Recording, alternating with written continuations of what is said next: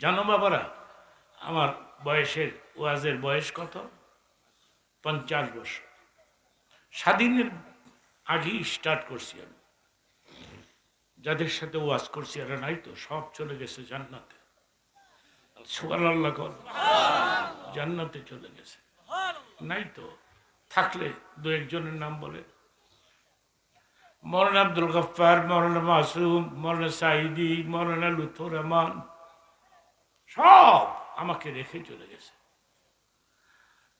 আমি 80 বছর পর্যন্ত বয়স পাইলাম, এত বাঁচলাম আমি। লং জার্নি করে আবার চিল্লায় কথাও বলতেছে। আমার আব্বা সারসিনার খলিফা ছিলেন, আমার বাবা আল্লাহর ওলি ছিলেন।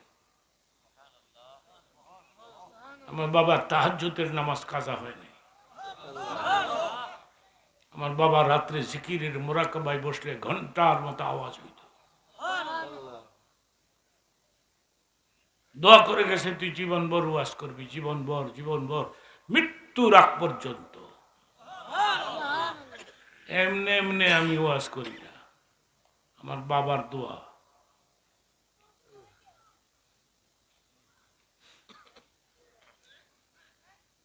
সর্বশেষ আরেকটি কথা বলে শেষ করব। একটা লোকও দাঁড়াবেন না, আমি আজকে একটা স্পেশাল দোয়া করব। আমি মঞ্চ ছেড়ে যাওয়ার আগে অবশ্যই একটা দোয়া করব। সেই দোয়াটা কি করবো? যুক্তিবাদী আমি দোয়া করবো, আল্লাহ গো, হাজার হাজার মানুষ আমার সঙ্গে হাত তুলছে, তুমি এদেরকে সোনার মক্কা মদিনা জিয়ারত নসিব করে দাও। এই দোয়াটা আমি করব। পরবর্তী মৌলানাও দোয়া করবে, আমিও দোয়া করব। যুবক বাবারা, তোমাদের জন্য।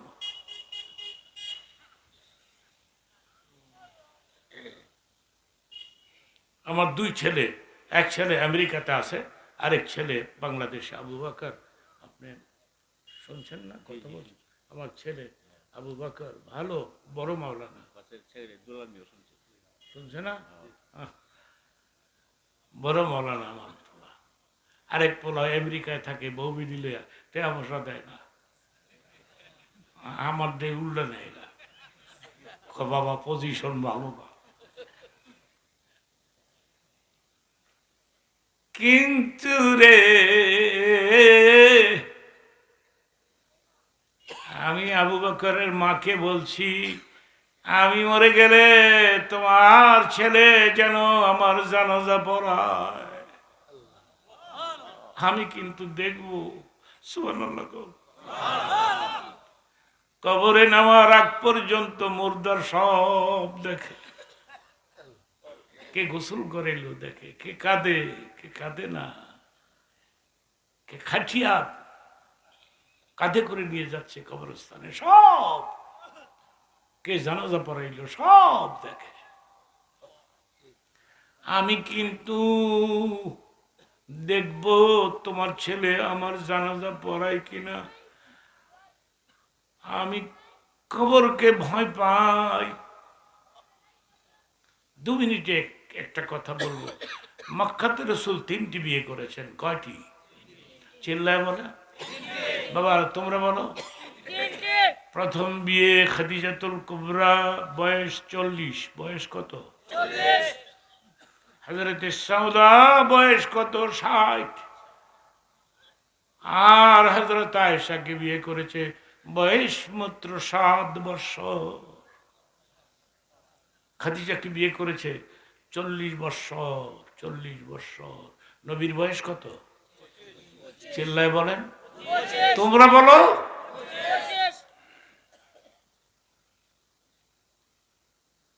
আপনি পলাই করবো নি?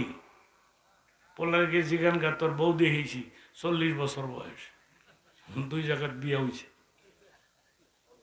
পলাই কেবো আমনে করেন না,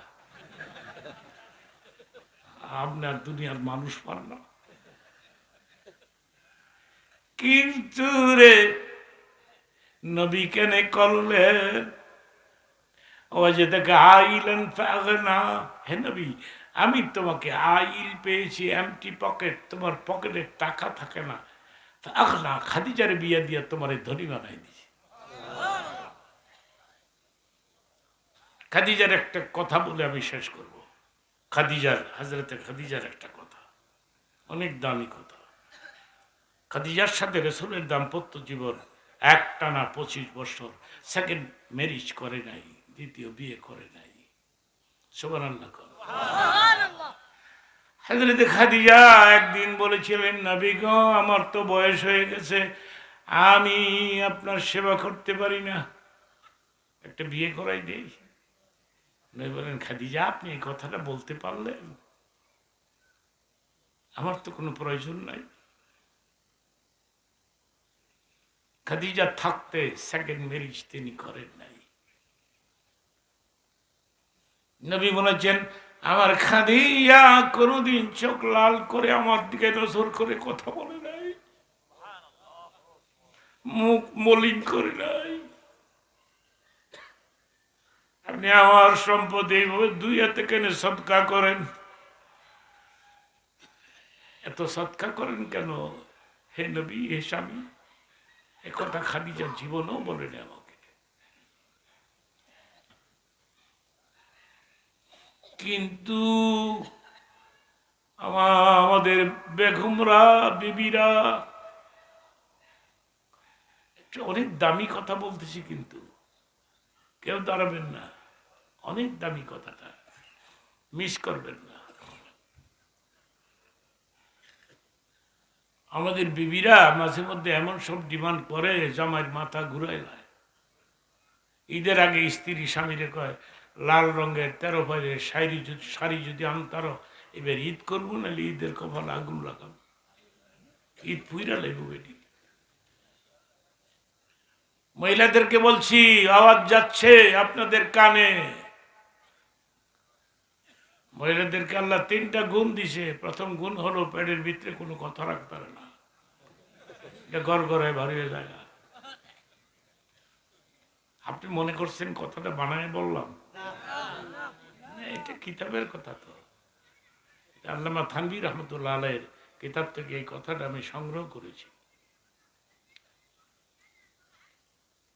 কথাটা বুঝে নাই বোধহয়। আমার দিকে তাকান, মহিলাদের গলার মাঝখানে পোষা হাড্ডিটা আছে না, এইটা নাই তো, এটা পুরুষের আছে। আজকে রাত্রে গিয়ে গলা হাতায় দিয়ে, এত রাত্রে গলা হাতাইনি, বেটি কইব আমার এবার জব করিনি। পরিস্থিতি ভালো না তো।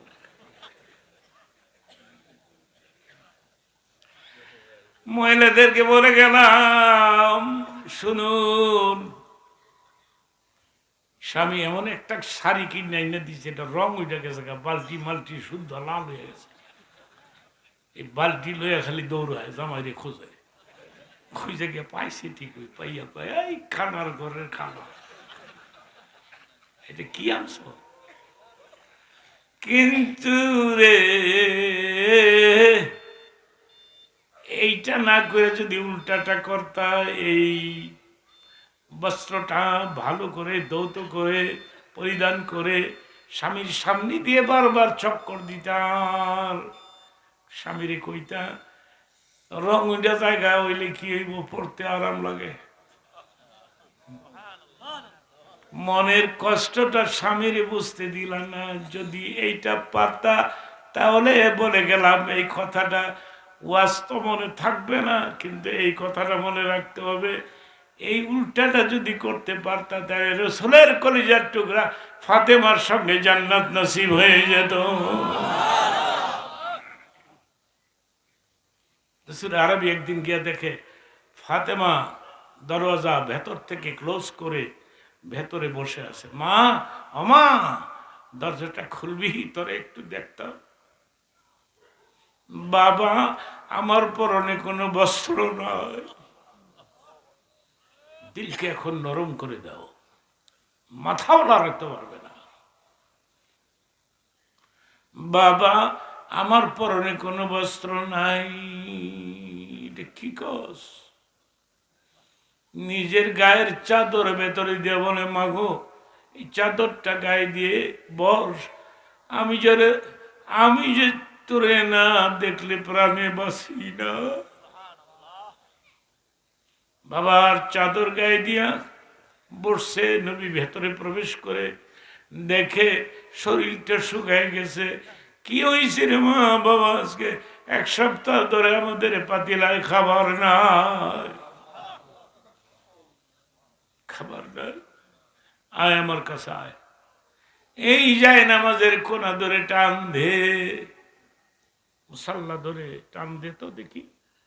টান দিয়ে দেখে নজর করে গলিত স্বর্ণ গলি প্রবাহিত হচ্ছে। বাবা এই স্বর্ণ আমার যায় নামাজের নিচে কেন? কেন গো বাবা এই স্বর্ণ? নাই বললেন এগুলি বিক্রি করলে তোর আর অভাব থাকবে না, তুই ধনী হয়ে যাবি, এর থেকে উঠা বিক্রি কর। হযরত ফাতেমা নিজের কপাল বাবার মুখের মধ্যে ঠেকায়া কাঁদতে কাঁদতে বলেন, বাবা গো কেন এটা করলাম? আমি তো দুনিয়ার শান্তি চাই না। আমায় ইউরিদু সাওয়াবাল আখিরাতি নুতি মিনহা। যারা আখিরাত চায় আল্লাহ তাদেরকে আখিরাত দেয়। চিল্লায় কর সুবহানাল্লাহ।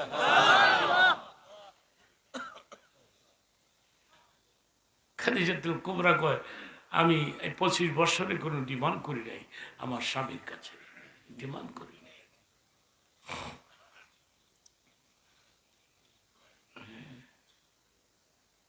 খাদিজার সর্বশেষ কথাটা আমি আপনাদেরকে শোনাচ্ছি, কেউ মাথা নাড়াবেন না। খাদিজা যেদিন মারা যায় সেদিন বললেন, নবী গো 25 বছরই কোনো ডিমান্ড করি নাই, আজকে 2টা ডিমান্ড করব। প্রথম ডিমান্ড হলো আপনার গায়ের ব্যবহারের চাদর দিয়ে আমার কাফন পরাবেন, নতুন চাদর কিনবেন না আপনি, এটা করবেন। নবী বললেন ইয়েস, আমি কথা দিলাম, আমি আমার ব্যবহারের চাদর আপনার গায়ে লাগাই দিব।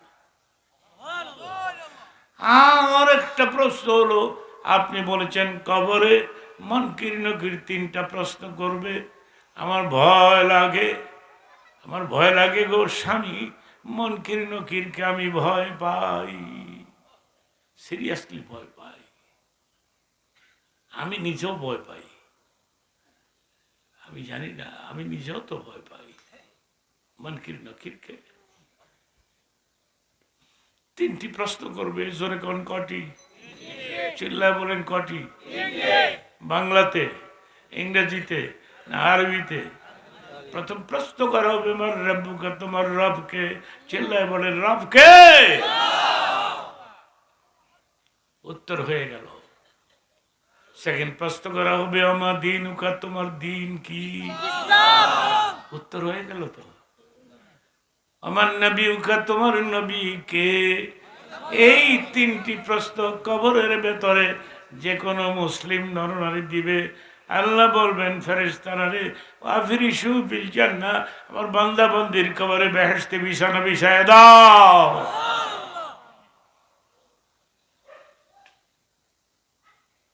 জানাজার সিস্টেম তখনও আমার দিকে নজর করে থাকেন, কেউ নিচের দিকে তাকাবেন না, আমার দিকে তাকায় থাকেন। এই জানাজার সিস্টেম তখনও চালু হয় নাই।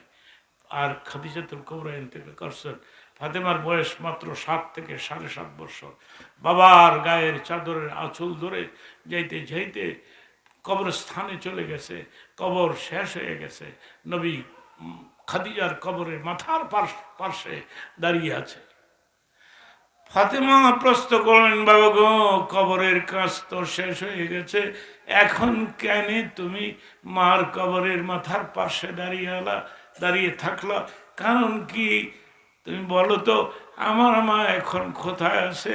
নবী উত্তর দিলেন, তোর মা এখন হযরতে মারিয়াম হযরতে আসিয়ার মাঝখানে বসে আছে। হ্যাঁ, আল্লাহু আকবার বলেন, আল্লাহু আকবার। তাইলে এখানে কি করো? চলো চলে যাই।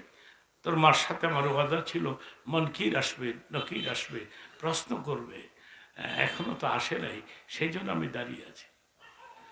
ঠিক তখনই আল্লাহ ডাক দিলেন, জিবরিল রে, নবীর যাই আমার সালাম বলে দে, আর বলে দে ফাতেমারে লইয়া ঘরে যাইতে বল, মনকির আসবে না, নকির আসবে না, প্রশ্ন করবে না। মনকির নকির প্রশ্নের জবাব আমি দিয়ে দিয়েছি। নারায়ে তাকবীর, নারায়ে তাকবীর। একটা ছেলেকে হাফিজ বানাবেন, একটা ছেলেকে হাফিজ বানাবেন। মাদ্রাসা দেখে আমি খুশি হয়েছি, মাদ্রাসায় আমি গিয়েছিলাম, দেখে খুশি হয়েছি। একটা ছেলেকে মাদ্রাসায় অ্যাডমিশন দিয়ে দিবেন, মাওলানার বাপ হইবা, হাফেজের বাপ হইবা। তোমাদের তো আমি ওয়াদা নিতে চাই না, আমার দরকার নাই। তোমরা যদি মনে করো হাজার হাজার মাদ্রাসা ছাত্রদের মাথায় মাওলানা যুক্তিবাদী পাগড়ি বাঁধছে, তাইলে যুক্তিবাদী বুড়া বয়সে আমাদের এলাকায় এসে বলে গেল একটা ছেলেকে আবেজ বানাইতে, একটা ছেলেকে মাওলানা বানাইতে। মাদ্রাসা দেখে আমি খুশি হয়েছি।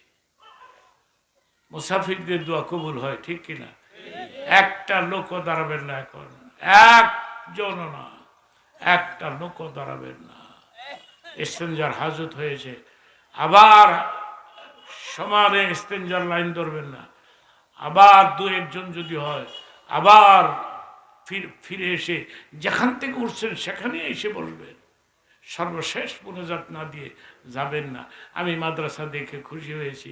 আমি মুসাফির, ইয়াস্তাজিবু দাওয়াতাল মুসাফির, নবী বলেছেন, হাদিসের মধ্যে আসছে মুসাফিরদের দোয়া কবুল হয়। সুবহানাল্লাহ।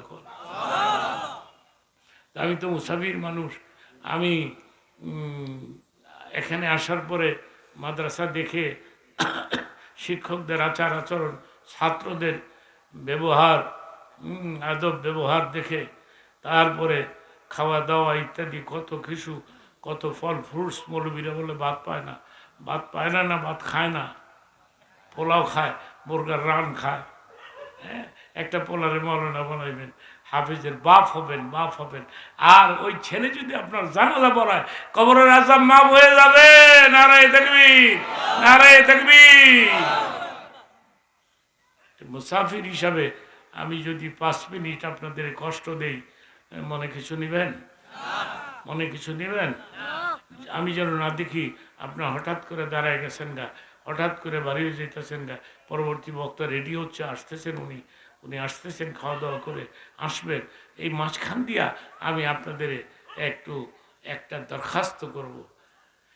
50 বছর ধরে দুনিয়া ঘুরে ঘুরে বাংলাদেশের এমন একটা ডিস্ট্রিক্ট নাই আমি যাই নাই।